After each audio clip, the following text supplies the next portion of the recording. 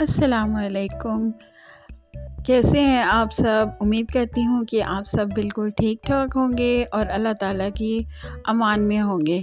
मेरी बहुत सी दुआएँ आपके लिए। जी, अल्हम्दुलिल्लाह मैं भी बिल्कुल ठीक हूँ। तो आज के व्लॉग का आगाज़ करते हैं। आज का दिन बहुत ही मेरा बिज़ी गुज़रा, कुछ घर के कामों में और कुछ खाना बनाने में। तो ये यहाँ पर मैंने दाल-चावल बना लिए हैं और मैंने आटा गूँध कर रख दिया है। और साथ ही साथ मैं दीगर काम निपटा रही थी और दाल-चावल की रेसिपी इसलिए शेयर नहीं की क्योंकि आप सबको तो बनानी आती ही होगी। तो बहुत ही ईज़ी है और हमें सबको बहुत ही पसंद है, सबको ही पसंद होगी। सिंपल खाना किसको पसंद नहीं होता। तो यहाँ पर मैंने दाल को तड़का लगाकर अच्छे से तैयार कर लिया है और साथ ही साथ मेरे बच्चे स्कूल से आ गए थे और अचानक से मेरे हस्बैंड भी आ गए थे। वैसे वो दिन में आते नहीं हैं, रात को ही आते हैं, लेकिन आज उनका कुछ प्लान इस तरह बन गया था कि वो दिन के खाने में भी हमारे साथ शामिल हो गए थे। तो इधर बच्चियाँ खाना वगैरह डाल रही थी और खा रही थी और साथ ही साथ हम लोग बातें कर रहे थे।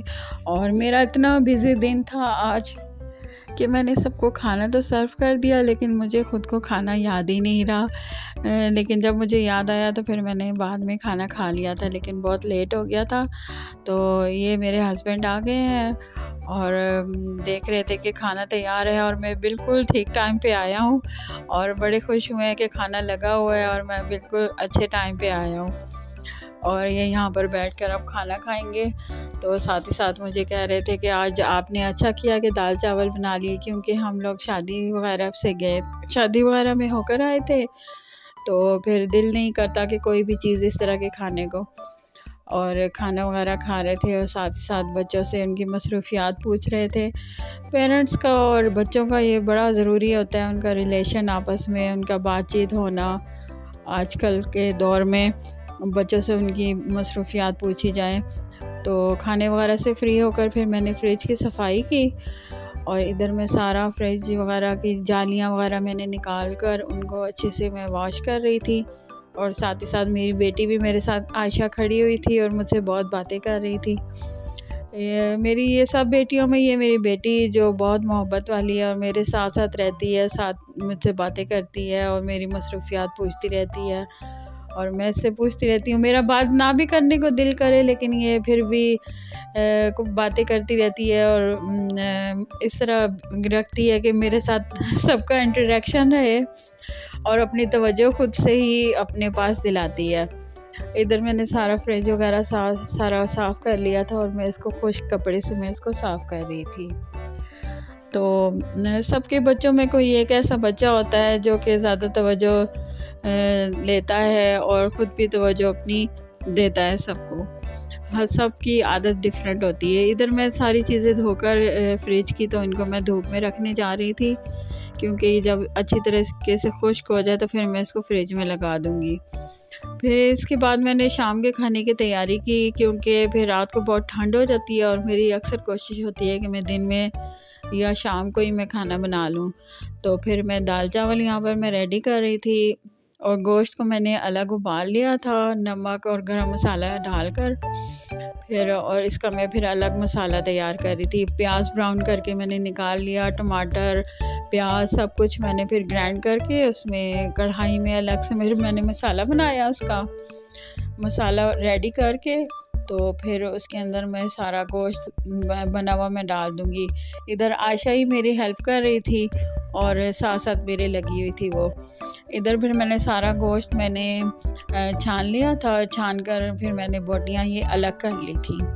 फिर इसके बाद मैंने इसमें मसाले में गोश्त डालकर, दही डालकर अच्छे तरीके से इसकी भुनाई करके इसमें आलू डाल के, तो यखनी जो मैंने बनाई थी वो इसमें डाल के तो फिर इसको दम पे रख दिया था। इधर मैंने टमाटर धोए और ये बड़े अच्छे फ्रेश टमाटर थे और अजीब किस्म के लंबे टमाटर थे और बच्चे इसको देख के बड़ा हंस रहे थे कि ये किस किस्म के टमाटर हैं। फिर मैं अंडे भी फ्रिज में लगा रही थी, क्योंकि अब मौसम चेंज हो गया था तो बाहर इनको रखना ठीक नहीं था। इसके बाद मैंने अपना खाना खाया, क्योंकि दिन में मैंने खाना खाया नहीं था, तो फिर इस वजह से अब मैंने जल्दी खाना खा लिया।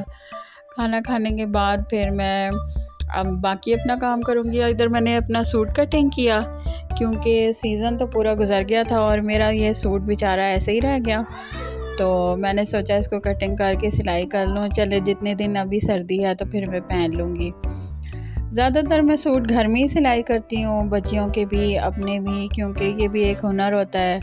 और आपको पता है आजकल महंगाई का दौर है और सिलाई भी तो इतनी महंगी हो गई है, तो फिर ज़्यादातर कपड़े मैं घर में ही सिलाई करना पसंद करती हूँ। बहुत कोई फॉर्मल सूट होता है तो फिर वो मैं सिलवा लेती हूँ दर्जी से, अदरवाइज़ मैं घर में ही सूट वगैरह सिलाई कर लेती हूँ। तो इधर मैंने अपनी ये शलवार काटी और फिर सूट काट कर मैंने इसको रख दिया, तो जैसे ही मुझे टाइम मिलेगा तो फिर इसको मैं सिलाई कर लूँगी। आप सब बताइए, अगर आपकी फरमाइश हुई, आपने कहा, तो फिर मैं आपको सूट की कटिंग करना और सिलाई करना भी सिखा दूँगी।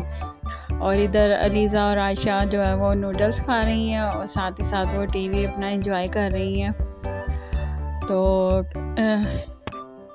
फिर मैंने जो कपड़े वगैरह धोए थे उनको अब मैं इधर तय लगा रही हूँ। अच्छे तरीके से तय लगाने के बाद इनको मैं अलमारियों में लगा दूँगी। अलमारियों में लगाने के बाद फिर जैसे ही मुझे टाइम मिलेगा जो प्रेस करने वाले कपड़े हैं वो भी मैं प्रेस कर लूँगी। मुझे ऐसे लग रहा था जैसे कि आज का दिन तो ख़त्म होने का नाम ही नहीं ले रहा, लेकिन बहरहाल अब ये शाम को मेरे हस्बैंड वापस आए, फिर मैंने चाय बनाई और अपनी चाय एंजॉय की। आप सबके मेरा चैनल को लाइक करने का बहुत शुक्रिया। आप सब सब्सक्राइब कीजिए, लाइक कीजिए और मेरे चैनल को शेयर कीजिए। Thank you so much. Bye bye.